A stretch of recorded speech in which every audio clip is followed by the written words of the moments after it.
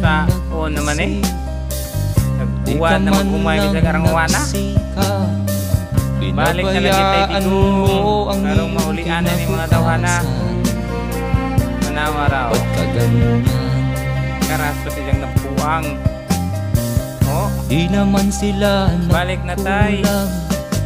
Binigay ang iyong kailangan. Mga tao karon, bakit bumagsak ka sa bumay nga lang kapuan ka do. Nagpabaya ka, handong pas ako.